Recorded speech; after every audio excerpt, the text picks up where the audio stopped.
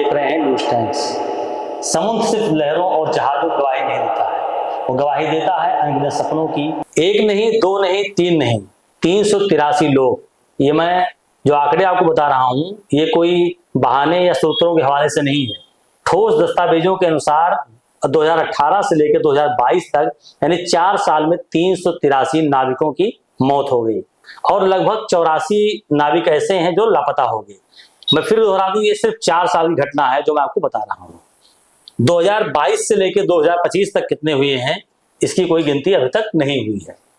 ये एक आरटीआई में एक जवाब आया था। नमस्कार, मैं हूं रोहित रोमापुरी और आप देख रहे हैं न्यूज टाइम्स।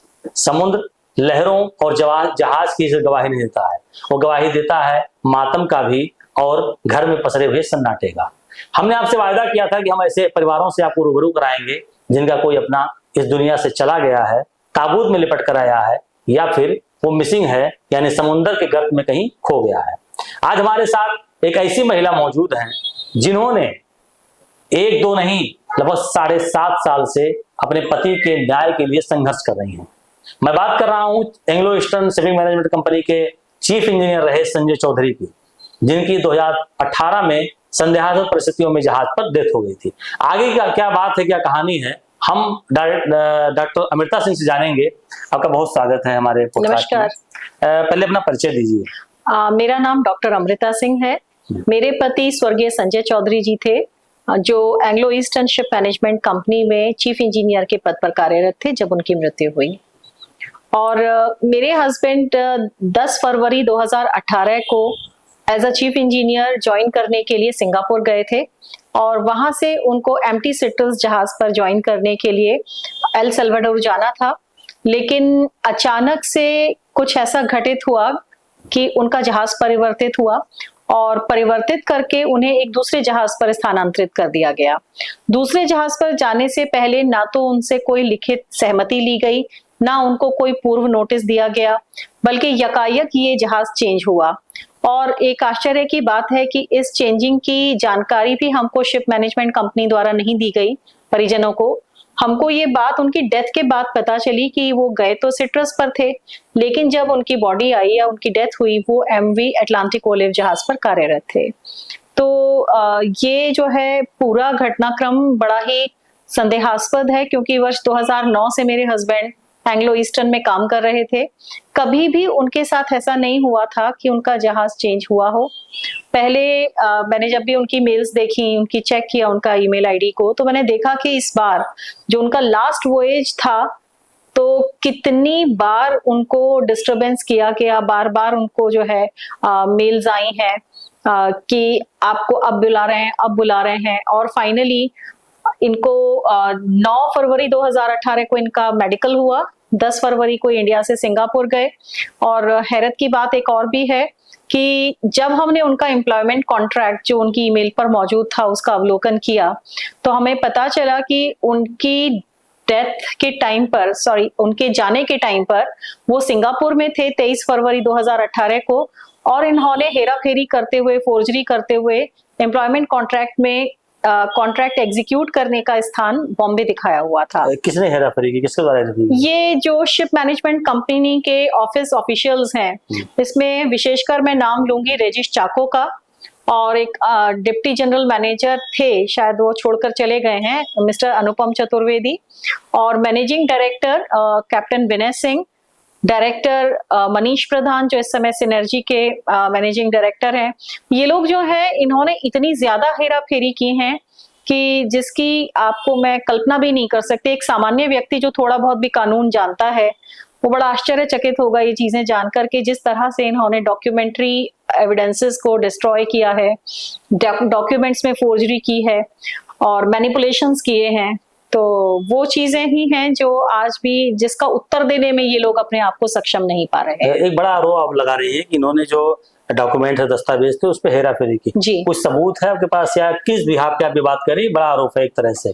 देखिए, डॉक्यूमेंट में सबसे बड़ा पहला जो फोर्जरी का, जैसा कि अभी मैंने आपको बताया कि फिजिकली संजय जी जो थे 23 फरवरी 2018 को जब इनका दूसरा सेकंड एम्प्लॉयमेंट कॉन्ट्रैक्ट साइन हुआ, ये सिंगापुर में थे। उससे बाद मतलब इंडिया से जाने के बाद 10 फरवरी को ये कभी भी इंडिया वापस नहीं आए जब तक वो जीवित रहे। और इन्होंने जो डॉक्यूमेंट्स में दिखाया हुआ है वो एग्जीक्यूशन जो प्लेस दिखाया हुआ है वो दिखाया गया है बॉम्बे। तो ये संभव नहीं है जब वीजा की प्रविष्टियों में और जो पासपोर्ट की प्रविष्टियां हैं उनमें जब वो केवल और केवल सिंगापुर में थे फिजिकली, तो ये कैसे पॉसिबल है कि वो पर्सन जो है वो बॉम्बे में बैठा हुआ हो। ये तो बड़ा आरोप है एक तरह से आपका। बिल्कुल। और मुझे लगता है इसकी जांच भी की जानी चाहिए। हम थोड़ा और कुछ और जानेंगे कि मतलब वो जो एक तरह से आपके जीवन में मनहूस घड़ी आई, वो कौन सा दिन था, उस समय आप कहाँ थी, क्या कर रही थी, कैसे आपको जानकारी मिली इस बारे में? 17 अप्रैल 2018 की घटना है। मैं किसी व्यक्तिगत समारोह में पार्टिसिपेट करने के लिए बिजनौर गई हुई थी। तो बिजनौर से जब मैं लौट रही थी तो लगभग 5 बजे एक मिस्टर राजीव कुमार हैं, इनके Anglo eastern ship management company के नोएडा ऑफिस के जनरल मैनेजर हैं, उनका फोन आया। फोन नंबर मेरे पास नहीं था, उन्होंने अपना परिचय दिया कि मैं राजीव बोल रहा हूं और आपके हस्बैंड के विषय में मुझे आपसे कुछ जानकारी प्राप्त करनी है। तो मैंने कहा कि आप उन्हीं से बात कर लीजिए, मुझसे क्या बात करना चाहते हैं। कि नहीं, मैं आपसे व्यक्तिगत रूप से मिलना चाहता हूँ। तो मैंने कहा मुझे वापस लौटने में लगभग रात हो जाएगी, 9 साढ़े 9 का समय हो जाएगा, तो आप कल मिल लें। लेकिन कोई विशेष बात, अच्छा उसी समय मुझे ये थोड़ा सा अलग महसूस हुआ क्योंकि कभी भी किसी व्यक्ति ने शिप मैनेजमेंट कंपनी से मुझे कॉल नहीं किया था। बोले नहीं नहीं वो ऐसा कुछ नहीं है, संजय जी के हेल्थ के विषय में हम आपसे अपडेट लेना चाहते थे। मैंने कहा हेल्थ तो बिल्कुल ठीक है उनकी, क्यों, क्या हुआ? बोले नहीं नहीं ऐसा कुछ नहीं है। तो बहुत बार मैंने उनसे पूछा तो उन्होंने कहा कि उनको हार्ट अटैक हो गया है। तो मैंने कहा आप मेरी तुरंत बात कराइए। तो उन्होंने कहा कि नहीं वो इस समय सो रहे हैं, हमने दवाई दी है, वो सो रहे हैं इस समय। तो लेकिन मुझे कहीं ना कहीं संदेह हो गया कि कुछ ना कुछ गड़बड़ है। मैंने कई बार संजय जी को कॉल किया लेकिन उनका फोन बराबर स्विच ऑफ आ रहा था।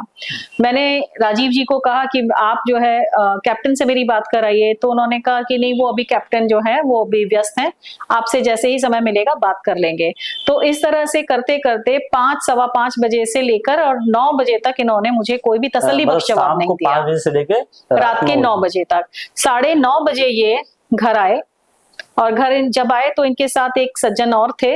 और आते ही सबसे पहला मेरा प्रश्न था कि संजय जी कहाँ हैं और कैसे हैं, उनका फोन क्यों नहीं लग रहा है। तो इन्होंने कहा कि मैडम संजय जी इस दुनिया में नहीं रहे, आज हार्ट अटैक पड़कर उनकी डेथ हो गई है। तो ये तो बहुत ही बड़ा शॉकिंग न्यूज थी हम सबके लिए क्योंकि हार्ट की कभी उनको कोई प्रॉब्लम नहीं थी। उन्होंने एक लेटर मुझे थमा दिया। तो घर में चूंकि कोहराम मच गया, ये सारी खबर जानते ही माता जी। घर में कौन कौन था उस समय? संजय जी की माता जी जो काफी वृद्ध हैं और हमारे बच्चे छोटे थे उस समय, तो बच्चे थे। तो एकदम से हम लोग को समझ में ही नहीं आया कि ये आदमी अचानक से आके क्या बोल रहा है। तो मैंने अपने फैमिली मेंबर्स को इन्फॉर्म किया, सभी लोग आए। तो मम्मी तो एकदम फेंट हो गई थी।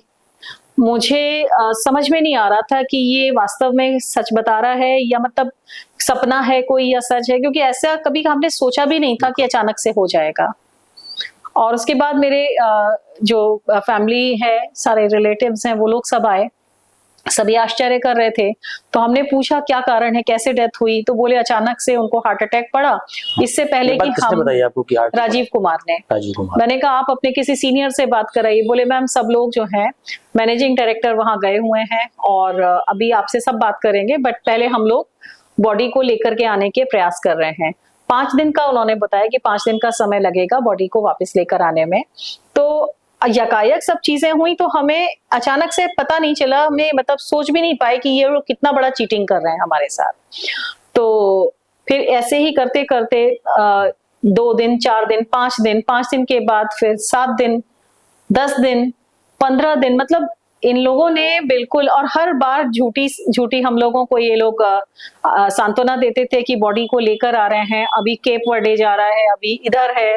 ये जो है कोई भी हमें ना सही बात नहीं बता रहे थे। तो बहुत मुश्किलों से, काफी प्रयास के बाद विदेश मंत्रालय में प्रयास किया गया और जो हमारे तत्कालीन एमपी साहब थे उन्होंने हमारी काफी हेल्प की। तो तब इनका बॉडी जो था 16th डे इंडिया वापस आया। लेकिन उसमें भी जितना ये डिले कर सकते थे वो इन्होंने किया। एयरपोर्ट से घर लाने में भी इन्होंने शाम कर दी। मतलब जब लगभग आपके अंधेरा। घर से सबसे नियरेस्ट एयरपोर्ट कौन सा है? हमारे घर से तो गाजियाबाद में तो हिंडन एयरपोर्ट है, लेकिन ये international airport, Indira Gandhi international airport पर लेकर आए थे। तो बॉडी को इन्होंने लगभग 5:45 बजे घर आई है। अब चूंकि ये बराबर मुझे 3-4 दिन से कॉल कर रहे थे, राजीव कुमार और रेजिश चाको, कि आप अंतिम स्नान न कराइएगा बॉडी का, क्योंकि बॉडी में एम्बामिंग हो रखी है और यदि ये पानी और हवा के संपर्क में आया तो बॉडी डिकम्पोज हो जाएगा और आप देख भी नहीं पाएंगे। फिर भी हम लोगों ने जब बॉडी कॉफिन से निकाला तो उस पर काफी सारी इंजरीज थी, वुंड्स थे, इनके लम्प्स पड़े हुए थे माथे पर, बहुत चोटें थी इनके। तो राजीव से, अच्छा बाकी तो चूंकि स्थिति एकदम खराब हो गई आते ही, राजीव से हमने पूछा कि आप ये बताइए चोटें कैसे आ गई इनके। तो इसने कहा नहीं वो पोस्टमार्टम के मार्क्स है। हाँ, फोटोग्राफ्स हैं मेरे पास उनकी। तो काफी सारी फोटोग्राफ्स कंपनी ने भी भेजी थी, हमको नहीं भेजी, हमें केवल 4 भेजी, लेकिन इन्होंने FSL में भेजी थी। जब पुलिस इन्वेस्टिगेशन शुरू हुआ तो वो फोटोग्राफ्स जो थी वो एडिटेड और मॉर्फ्ड आई हैं। बाकी इन्होंने कोई हमें अलग से जांच साबित हुआ है या इन्वेस्टिगेशन में। ये फॉरेंसिक साइंस लेबोरेटरी गाजियाबाद जो है, ये गवर्नमेंट ऑफ यूपी की FSL है, उसने ये रिपोर्ट दी है। ओके। और इनके जो सिग्नेचर्स भी हैं, जो मैं आपको मैनिपुलेशंस की बात बता रही हूँ, FSL ने वो सिग्नेचर्स जो हैं वो मूल सिग्नेचर से भिन्न पाए हैं। अच्छा, आपकी बात भी कुछ लास्ट टाइम कब बात हुई थी आपके इनसे? लास्ट टाइम मेरी उनकी, और इस घटना के कितने समय या घंटे पहले आपसे उनकी बात हुई होगी? इस घटना से लगभग इनकी अगर इंडियन टाइम से हम देखें तो 11 साढ़े 11 बजे सुबह के टाइम पे डेथ हुई है। मेरी इनसे अंतिम बात लगभग 10:30 बजे 16 तारीख को हुई है रात में। उन्होंने कुछ बताया आपको कि हमको कुछ दर्द है, दिक्कत है? नहीं, कुछ नहीं, he was absolutely fine physically, उनको कोई दिक्कत, बिल्कुल नॉर्मल बात कर रहे थे। बच्चों से बात किया उन्होंने घर में और परिवार? बच्चे सो गए थे क्योंकि 10:30 बजे रात में कॉल आया था इनका। तो सुबह इन्होंने कहा चलो अब आप भी थकी हुई हो, आप आराम करिए, सुबह मैं बात करूंगा। 15 तारीख को इनफैक्ट इनकी काफी देर मुझसे बात हुई थी और इन्होंने अपनी जीवन को काफी खतरे में बताया था। इनके जो शिप के मास्टर थे कैप्टन संतोष अच्युतन, उनके साथ इनके कोई मधुर संबंध नहीं थे। दरअसल संतोष अच्युतन जो थे, जब जहाज परिवर्तित हुआ तो 27 फरवरी को परिवर्तित जहाज में संतोष अच्युतन और नंद कुमार उन्नी जो चीफ ऑफिसर थे, ये दोनों इनके साथ ही सेल करने के लिए आए थे सेकंड शिप के ऊपर। और जो कैप्टन है ये 2013 में और 2015 में भी इनके साथ जहाज पर रहे थे। तो तब से ही जो मुझे बाद में पता चला कि इनके बीच में अनबन रहती थी किसी चीज को लेकर के, और किसी चीज क्या, इनको जो मशीनरीज थी, क्योंकि मेरे हस्बैंड चीफ इंजीनियर थे, तो मशीनों में ये अक्सर प्रॉब्लम्स होती थी। बात करते करते फोन काट के चले जाते थे कि नहीं मशीन में कुछ प्रॉब्लम हो रही है। तो इनका जो बताने का कुछ था, जो दारोमदार था, वो सारा था मशीनरीज के मेल फंक्शनिंग को लेकर के, और उसको लेकर के, और जो कप्तान था उसको समझ में नहीं आता था ये सारी चीजें। तो इनको आपस में, इन लोगों को इस चीज को लेकर के, अनसीवर्दीनेस ऑफ द शिप को लेकर के काफी इनकी अनबन थी। जैसा कि बच्चे छोटे रहे होंगे तो लगभग बच्चों को क्या असर पड़ा उस घटना का? क्योंकि एक परिवार के मुखिया का जाना और फिर एक पति का जाना, एक बच्चों के माँ पिता का जाना, और फिर एक वृद्ध जिनकी उम्र मुझे लगता है 70 से 80 साल के बीच हो, उनके बेटे को जाना, मतलब कितना असर, कितना सफर किया है परिवार में। इसको मैं बंधे शब्दों में ये कहना चाहती हूँ, जाके पाँव ना फटी बिवाई, वो क्या जाने पीर पर आई। छोटे बच्चे बहुत मासूम थे उस समय, मात्र 6.5 वर्ष उम्र थी। 2 ट्विंस बच्चे हैं। अब बच्चे बड़े हो गए हैं तो बच्चों को कहीं ना कहीं वो पिता का जाना हमेशा अखरता है। उस समय तो उन बच्चों को समझ में ही नहीं आया था कि मम्मी और दादी रो क्यों रही हैं, लेकिन जब पापा की बॉडी आई थी तो बच्चे सहम गए थे और बहुत समय उनको लगा उस पूरे शॉक से निकलने में। मम्मी तो आज तक भी ठीक नहीं रह पाई, और मेरे हस्बैंड की डेथ की ट्रेजेडी से मेरे दोनों पेरेंट्स की डेथ हुई। मेरी मदर उस चीज को नहीं झेल पाई क्योंकि मैं सबसे छोटी हूँ। मदर का स्नेह मेरे ऊपर बहुत ज्यादा था, तो वो जब भी देखती थी छोटे बच्चों को और मुझको, तो वो अंदर ही अंदर उनको बहुत परेशानी होती थी, और उसी परेशानी ने उनकी जान ली। और विद इन अ ईयर मेरे पिताजी भी उनके पीछे पीछे वो भी चले गए। इस घटना को लगभग 7 साल से अधिक समय का हो गया। 7.5 साल 7.5 साल हो गया लगभग इस घटना को। कहीं से आपको कोई न्याय की उम्मीद, कहीं से कोई सहयोग, क्योंकि जैसे कि वो एक इंजीनियर थे, मुझे लगता है कि तमाम संगठन बने हैं नाविकों के, जो कि MOI है, नोशी है और तमाम संगठन है, तो कहीं से इनके तरफ से कोई आपको मतलब सहयोग या कोई किसी तरह से? MUI के मेंबर थे, इनका मेंबरशिप कार्ड मुझे मिला था, मैंने इनकी मेल्स चेक की तो MUI की तमाम मेल्स थी जिसमें उन्होंने मेंबरशिप फीस की डिमांड की हुई थी और कंपनी ने की थी इनफैक्ट कि MUI की फीस मैंडेटरी है, आप जमा करिए और बहुत लेट हो रहा है, इतने चेक्स आप एडवांस में दे दीजिए। मगर MUI को मैंने कई सारी मेल्स किया, कभी भी उन्होंने किसी मेल का मुझे कोई जवाब नहीं दिया। MUI ने पहली बार जब मैंने इनसे कानूनी प्रश्न पूछने शुरू किए तब इन्होंने पहली बार मुझे एक सही जवाब दिया कि मैरीटाइम यूनियन ऑफ इंडिया का जो कलेक्टिव बार्गेनिंग एग्रीमेंट है ये MV अटलांटिक ओलिव जहाज पर एप्लीकेबल नहीं है। और बड़े आश्चर्य की बात है कि धोखाधड़ी की पराकाष्ठा करते हुए इन्होंने MUI की एप्लीकेबिलिटी को दिखाते हुए हमारे डेथ कॉम्पनसेशन का भुगतान किया है। ये घटना कितने दिमाग की बता रही हैं आप? ये तो 5.5 साल बाद पहला कॉन्डोलेंस लेटर MUI की तरफ से आया था। 5.5 साल लग गए एक लेटर बनाने में। अब आप समझ सकते हैं कि मिली भगत मतलब शिपिंग कंपनी, कोई भी अगर संगठन है तो संगठन हमेशा से जो एक पीड़ित परिवार के साथ खड़ा होता है। संगठन का काम है कि हम जिसका नेतृत्व कर रहे हैं, चाहे वो मजदूर हैं, अधिकारी, किसी वर्ग का अगर हम नेतृत्व कर रहे हैं तो उनके साथ खड़े हों। मतलब एक लोकतांत्रिक व्यवस्था भी यही है और एक जो हम किसी सहयोग की उम्मीद करते हैं, संगठन चूंकि अपने आप में एक बहुत बड़ा चीज होता है, एक सामूहिक परिवार होता है, ऐसे में उम्मीद की जाती है कि वो हमारे साथ खड़े होंगे।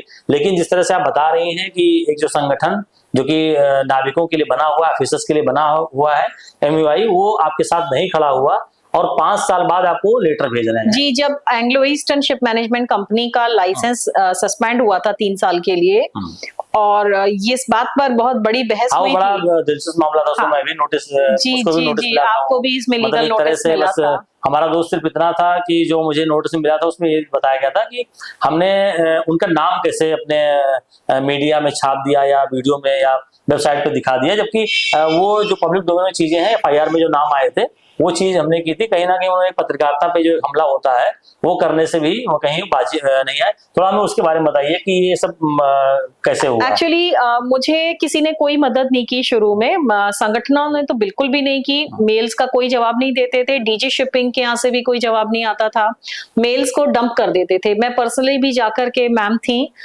श्रीमती मालिनी वी शंकर मैम, मैं उनसे मिली थी। मैम का बहुत अच्छा रिस्पांस था, लेकिन चूंकि मैम का रिटायरमेंट हो गया था तो बहुत ज्यादा वो चीज आगे नहीं बढ़ पाई। तो शुरू में रिस्पांस DG मैम का अच्छा था, लेकिन फिर एक लंबा पॉज आ गया। पॉज इन द सेंस कि काफी सारी इंक्वायरी सेटअप हुई, विजिलेंस जांच हुई इस पूरे प्रकरण में विभागीय, और भी बहुत कुछ हुआ, लेकिन इन लोगों ने कहीं पर भी हमें कोई सुराग नहीं दिया कि आखिर कॉज ऑफ डेथ क्या है या किस उद्देश्य से इन्होंने ये काम किया था। सबका एक स्टीरियोटाइप्ड आंसर इनका रहता था कि नहीं, आपका भुगतान हो गया है, आपको पैसे मिल गए हैं। तो देखिए, सबसे बड़ी चीज ये है कि पैसा जो है इससे इंसान वापस नहीं आ सकता। अच्छा, जब भी इनसे बात करते थे हम लोग इनकी डेथ के बारे में कि वॉइस डाटा रिकॉर्डर दे दीजिए हमको, इनका ये डॉक्यूमेंट दे दीजिए, विजरा प्रिजर्वेशन का दे, जो भी इनसे हम टेक्निकल क्वेश्चंस पूछते थे, इनका जवाब केवल एक होता था, आपको पैसा दिया जा चुका है, now you don't ask us any question. Even जो मेरे तरफ से आपको ये शिपिंग कंपनी की तरफ से भी और DG शिपिंग भी स्टीरियोटाइप इनका यही था कि चूंकि आपका भुगतान हो चुका है। तो ये मैंने पहला ऐसा वाहियात डिपार्टमेंट देखा है जहां पर इतना रुथलेस और इतना ब्रूटल बिहेवियर है कॉमन मैन के लिए कि वो हर चीज को पैसे से आंकते हैं।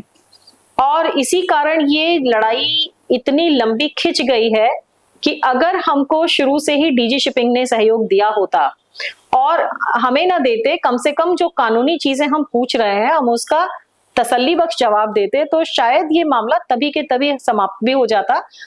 Anglo eastern ship management company का कोई भी व्यक्ति हमारे पास आज तक नहीं आया सिवाय राजीव कुमार के। जब भी हम फोन करते थे तो उनका कहना था कि हमारे यहाँ प्रोटोकॉल नहीं है कि हम किसी नाविक के घर पर जाकर के कॉन्डोलेंसेस दें। तो बड़ा आश्चर्य है, बाद में जब मैंने कार्यवाहियां शुरू की तब इनके मैसेजेस, फोन्स आने लगे कि हम आपसे मिलना चाहते हैं। तो फिर कोई गुंजाइश नहीं थी इनसे मिलने की। इवन यहाँ तक भी इनके जो बैड बिहेवियर है उसका ये उदाहरण मैं दूंगी कि इनके जो मैनेजिंग डायरेक्टर थे कैप्टन विनय सिंह, इन्होंने हमको खबर कराई कि फोन पर ये कभी बात नहीं करते थे। अपने आप को शायद या खुदा समझते होंगे या क्या समझते होंगे, हमेशा व्हाट्सएप कॉल, कि अगर करना है कि हमारे यहाँ प्रोटोकॉल है व्हाट्सएप कॉल करने का। मैंने कहा ये कहाँ लिखा है, कोई कोडिफाइड है? आप हमसे ऑर्डिनरी कॉल पर करिए, अगर कोई छुपा नहीं रहे तो व्हाट्सएप कॉल पर करने की आवश्यकता नहीं है। तो ये इन्होंने यहाँ तक भी हमको कहलवाया कि आपके आने जाने का हम किराया देंगे, आप बॉम्बे आइए, बॉम्बे आके आप बात करिए, आपको उन्होंने याद किया है।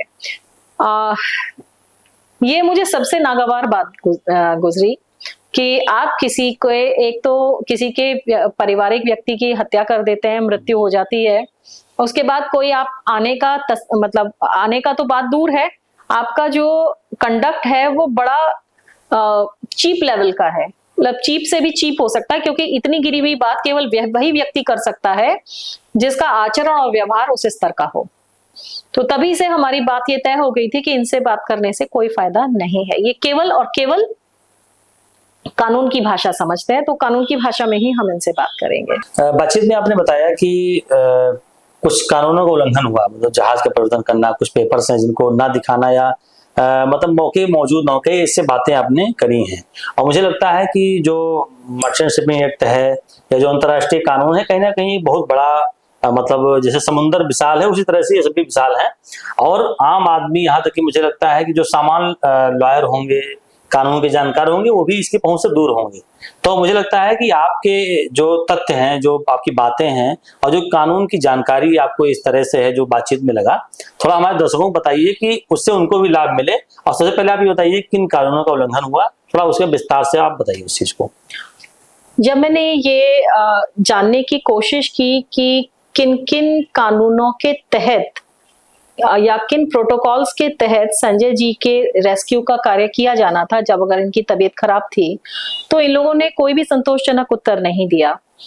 तो जो मेरी एक आम समझ थी, जो एक आम शिक्षित व्यक्ति को होती है, कि कोई भी चीज जो होती है वो किसी ना किसी कानून के तहत होती है। जिस तरह की ये बातें कर रहे थे, आधारहीन, तथ्यहीन, उनसे मुझे बिल्कुल स्पष्ट था कि या तो इन्हें कानून की जानकारी नहीं है, या ये जितनी स्वयं की जानकारी है ये सोचते हैं कि दूसरे की भी जानकारी उतनी ही सीमित है। तो ऐसा नहीं है। जब भी हम इनसे बात करते थे तो ये हमेशा कंपनी की पॉलिसी का हवाला देते थे। ये कंपनी वाले, जो ये शिपिंग कंपनी वाले, डीजी शिपिंग वाले मौन रहते थे। मतलब मौन भी एक तरीके से ये है कि या तो आप सही जवाब दीजिए, और गवर्नेंस जो होती है, गुड गवर्नेंस का पहला थंब रूल है ट्रांसपेरेंसी। तो चाहे वो डीजी शिपिंग हो, क्योंकि सरकारी महकमा है, वो सरकारी नियम और कानून के तहत चलता है, सरकारी अधिकारियों को सूचना का अधिकार अधिनियम के तहत जवाब देने पड़ते हैं। तो जब भी मैं इनसे कानून के पक्ष के बारे में जानना चाहती थी, तो ये ना तो डीजी शिपिंग के अधिकारी और ना ही शिपिंग कंपनी के जो मैनेजमेंट लेवल के ऑफिसर्स थे, वो कोई भी जवाब देते थे। सब चीज का आधारहीन बहकी बहकी बातें करना, जैसे मूर्ख लोग बात करते हैं, निरक्षर लोग बात करते हैं, उस तरह के इनके जवाब होते थे। तो इनका मेंटल लेवल और इनका जो क्या कहना चाहिए आईक्यू लेवल था, वो तो मुझे समझ में आ गया था कि ये कितने मतलब कितनी इनकी गहरी जानकारी है। लेकिन एक कहना चाहिए कि जिज्ञासु की भांति मुझे ये जिज्ञासा हुई कि ऐसा नहीं हो सकता कि शिपिंग कंपनियां जो हैं बिना किसी लॉ के अंतर्गत ये केवल शिपिंग पॉलिसीज पर काम करती हों। तो बेसिक जो इनका एक्ट है, जो मर्चेंट शिपिंग एक्ट है 1958 का, जिसे हम मर्चेंट शिपिंग अधिनियम भी बोलते हैं, तो मैंने अपनी एक कॉमन सेंस से मेरे को लगा कि मुझे पहले इसका अध्ययन करना चाहिए, इसमें क्या क्या विधिक प्रावधान है, लीगल प्रोविजंस हैं। तो मैंने इसमें सबसे पहले मर्चेंट शिपिंग एक्ट का अध्ययन किया। देन उसमें मुझे ये समझ में आया कि कोई भी फॉरेन जो वो है शिपिंग कंपनी है, जिसको ये बार बार प्रिंसिपल शिपिंग कंपनी कहते हैं, कि ये हांगकांग में है या सिंगापुर में है, वो भारत सरकार के नियमों के अधीन ही भारत में रिक्रूटमेंट और प्लेसमेंट का कार्य कर सकती है। तो आरपीएसएल रूल्स हैं, 2005 में ये आए थे, बाद में 2016 में इनमें संशोधन हुआ। तो मर्चेंट शिपिंग एक्ट में मुझे समझ में आया कि ये आरपीएसएल रूल्स भी होते हैं, जिसमें इनको एक लाइसेंस दिया जाता है भारत में भारतीय नाविकों को रिक्रूटमेंट और प्लेसमेंट करने के लिए। तो इनका अनुपालन सुनिश्चित करना ये हर शिपिंग कंपनी की विधिक जिम्मेदारी है। तीसरा, मुझे एक बाहर के मतलब एक आईटीएफ के सीनियर ऑफिसर थे, उनको व्यक्तिगत रूप से मैंने संपर्क किया तो he was a good person. उन्होंने मुझे कहा कि मैरीटाइम लेबर कन्वेंशन है जो 2006 में आया था, और इंडिया भी चूंकि मैरीटाइम लेबर कंप्लाइंट कंट्री है, तो आप मैरीटाइम लेबर कन्वेंशन का अध्ययन करें और आपको इससे जानकारी प्राप्त होगी। चौथी बात है, मैंने इंटरनेट पर अगर आप देखेंगे तो डीजी शिपिंग की वेबसाइट पर सारे circulars, merchant shipping acts, merchant shipping notices और इनके जो वो है डॉक्यूमेंट ऑफ कंप्लायंस क्या होने चाहिए, ये सारे उनके उपलब्ध हैं।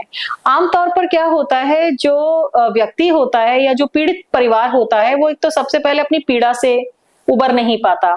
तो मेरा सबके लिए एक जो पहला एक मशवरा है वो ये है कि सबसे पहले देखिए, जो जाने वाला है वो जा चुका है, लेकिन जिसकी वजह से गया या जिसने प्रोटोकॉल्स का अनुपालन नहीं किया, उनको दंडित करना बेहद जरूरी है।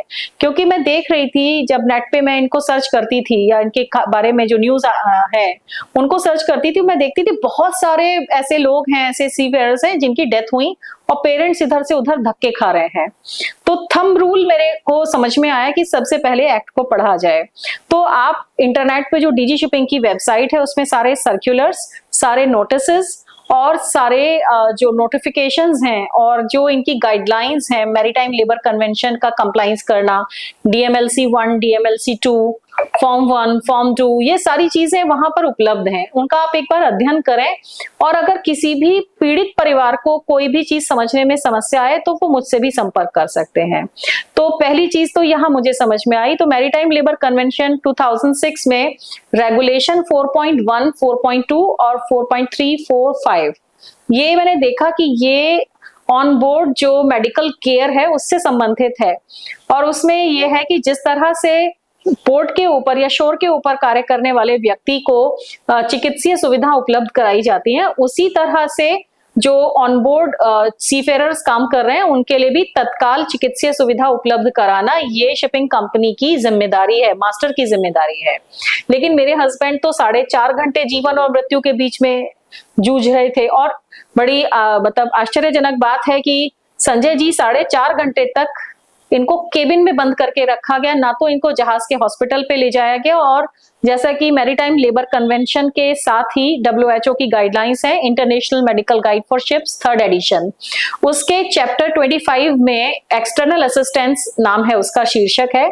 उसमें ये प्रावधान दिया गया है कि यदि किसी व्यक्ति को कोई इलनेस होती है तो ये मास्टर का कर्तव्य होता है कि वो तत्काल मेडिकल इवैक्यूएशन का प्रावधान करे, उसका जो नियरेस्ट शोर है वहां पर उसका प्रबंध करे, MRCC जो मैरीटाइम रेस्क्यू कोऑर्डिनेशन सेंटर है उससे संपर्क करे।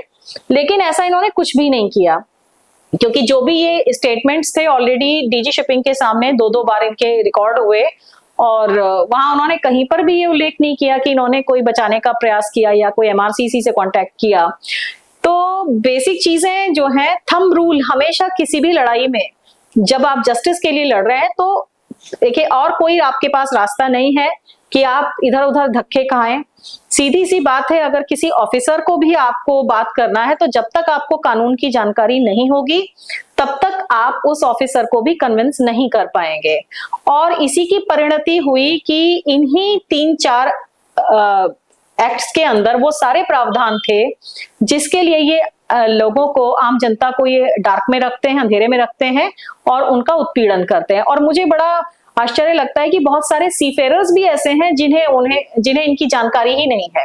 मतलब वो केवल अपना आने जाने के काम में रहते हैं कि नौकरी करना है जहाज पर। लेकिन देखिए, सीफेरर्स से भी मेरा ये अनुरोध है कि आप जिस महकमे में काम कर रहे हैं, जिस इंडस्ट्री में काम कर रहे हैं, कम से कम उसकी नॉलेज आपको लीगल पॉइंट से जरूर होनी चाहिए। क्योंकि आप अपना उत्पीड़न कराएंगे तो बेशक है कि उत्पीड़क जो है वो आपका उत्पीड़न करे, तो कानून की जानकारी होनी जरूरी है। मेरे हस्बैंड के केस में चूंकि इन्होंने सारे जो एम्प्लॉयमेंट कॉन्ट्रैक्ट है, इन्होंने खुद एडमिट किया कि हमने इनका पहला एम्प्लॉयमेंट कॉन्ट्रैक्ट डिस्ट्रॉय कर दिया, जबकि सेक्शन 5A आरपीएसएल रूल्स में दिया हुआ है कि इंटरनल ऑडिट्स के लिए और इन्वेस्टिगेशन के लिए इनको जो एम्प्लॉयमेंट कॉन्ट्रैक्ट्स हैं या उससे संबंधित डॉक्यूमेंट्स हैं वो मेंटेन करने पड़ेंगे और उनको उपलब्ध कराना पड़ेगा। इसके अलावा जैसे हस्बैंड के केस में इनके सारे इलेक्ट्रॉनिक जो गैजेट्स थे, दोनों मोबाइल फोन्स, लैपटॉप, कैमरा और पेन ड्राइव्स, हार्ड ड्राइव्स, ये सब गायब कर दी गई। उसमें भी प्रावधान है कि जो भी पर्सनल प्रॉपर्टी होगी डिसीज्ड सीफेरर की, मर्चेंट शिपिंग अधिनियम 1958 की धारा 153 सेक्शन 153 में ये प्रावधान है कि जो शिप का मास्टर होगा वो प्रॉपर्टी का डॉक्यूमेंटेशन करेगा, इन्वेंट्री तैयार करेगा और इंश्योर करेगा कि अगर फॉरेन फ्लैग शिप है तो जो इंडियन काउंसलेट वहां पर है उसमें काउंसिल के ऑफिसर को ये जाकर के अपना सारा पर्सनल प्रॉपर्टी डिसीज्ड की सुपुर्द करेगा और उससे एक रसीद प्राप्त करेगा। और अगर शिप इंडिया के पास है तो ये इंश्योर करेगा शिपिंग मास्टर को सारा सामान देने का। लेकिन इन्होंने ऐसा कुछ भी नहीं किया। तो अगर आपके किसी भी डिसीज्ड का या किसी परिजन का सामान कहीं गायब होता है तो सीधे आप मर्चेंट शिपिंग एक्ट 1958 के धारा 153 का आप अवलोकन करें। साथ ही अगर डॉक्यूमेंट्स नहीं दे रहे हैं तो वो भी आप सेक्शन 5A आरपीएसएल रूल्स का आप अवलोकन कर सकते हैं और उसके अनुसार इनसे मांग सकते हैं। और एकमात्र अगर आपके पास मैकेनिज्म है, चाहे वो मर्चेंट शिपिंग के लिए डीजी शिपिंग डिपार्टमेंट हो, मंत्रालय हो या कोई भी विभाग हो, केवल और केवल उसका बेसिक लॉ आप पढ़ें, उसी से आपको रास्ता मिलेगा। एक आप और चीज बता रही थी कि मैं थोड़ा बीच में और मैं थोड़ा पीछे चलूंगा।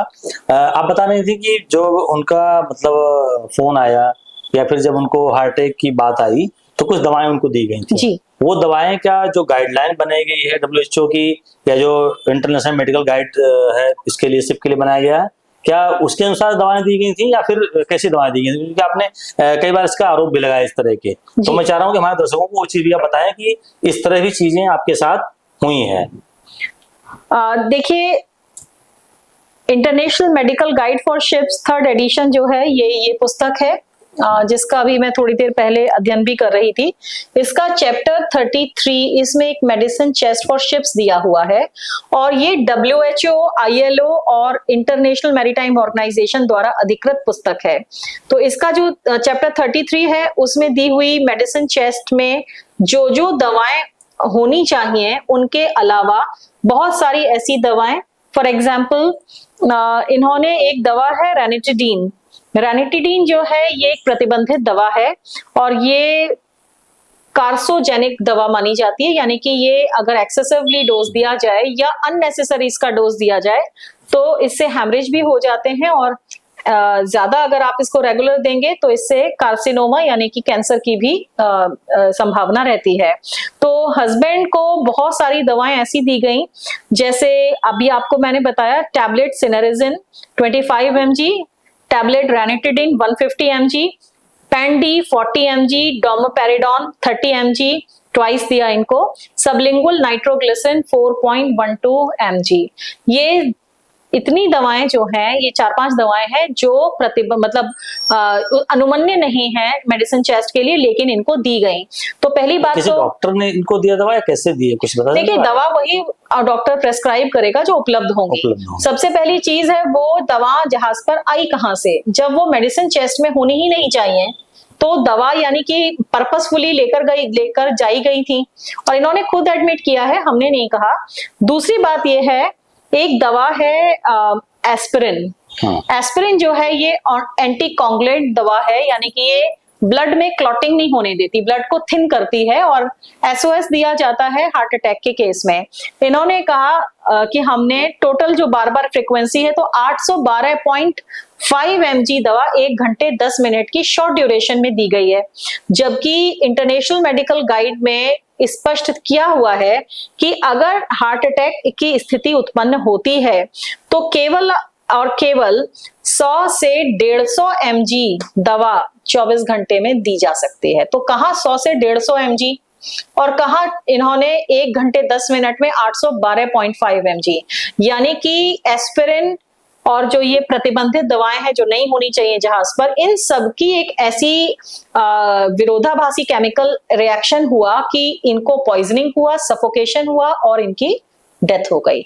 और जैसा कि मैंने बताया, जहाज पर इन्होंने इनको फर्स्ट एड भी उपलब्ध नहीं कराई, जहाज के कमरे पर इनको बंद करके रखा गया और इवैक्यूएशन नहीं किया गया। तो स्पष्ट ये चीजें हैं कि इनका जो पर्पस था वो मेंस्ट्रिया जो था वो इनको मारने का था, जहाज बदलना, उन लोगों को चढ़ाना जिससे पहले से इनकी रंजिश थी, विशेषकर मास्टर, और ये खतरनाक जो कॉम्बिनेशन की दवाएं दी गई हैं इससे स्पष्ट है। और ये भी मैं आपको बताना चाहूंगी कि स्टेट मेडिको लीगल सेल से 2 बार मेडिकल बोर्ड गठित हुआ। पहले 3 डॉक्टर्स का मेडिकल बोर्ड गठित हुआ जिसने मौत का कारण एस्फिक्सिया बताया, यानी कि दम घुटना बताया। दोबारा से इन लोगों ने प्रतिरोध किया कि नहीं, ये सही नहीं है, तो दोबारा से फिर 5 डॉक्टर्स का बोर्ड गठित हुआ स्टेट मेडिको लीगल सेल द्वारा, और उन्होंने 5 डॉक्टरों ने भी इसी बात को दोबारा से कंफर्म किया कि इनकी डेथ जो है मैकेनिकल एस्फिक्सिया से हुई, यानी कि एस्फिक्सिया तो हुआ है लेकिन वो किया गया है, चाहे वो मुंह पर तकिया रखकर दबाया गया हो, चाहे इनको दबोचा गया हो, व्हाटएवर। और फोटोग्राफ्स जो इनकी हैं वो मैंने देखी, पुलिस की कस्टडी में थी, उसमें इनके बहुत चोटें हैं। जो 4 फोटोग्राफ्स इनकी हमें शिपिंग कंपनी ने भेजी थी उनमें चोटों को इन्होंने एडिट और मॉर्फ किया था, जो एफएसएल में कंफर्म हो चुका है। लेकिन जो पुलिस ने मुझे फोटोग्राफ्स दिखाई, जो 60 फोटोग्राफ्स थी, उनमें बहुत चोटें थी और इनके जो कपड़े थे, लास्ट वॉर्न क्लॉथ्स जो थे, वो कैप्टन ने भी माना है कमेटी के सामने कि हाँ मैंने उनके कपड़े बदल दिए थे। जबकि chapter 27 death at sea international medical guide for ships में कहा गया है कि अगर कोई मृतक नाविक है तो उसके कपड़ों को प्लास्टिक बैग में प्रिजर्व करके रखा जाएगा और हैंडओवर किया जाएगा पोस्टमार्टम करने वाले डॉक्टर को। तो लेकिन कैप्टन ने खुद ये कहा है कि हमने कपड़े बदल दिए थे। क्यों बदले थे? तो राइगर मॉर्टिस हो गया था, तो इसका कोई साइंटिफिक बेस नहीं है।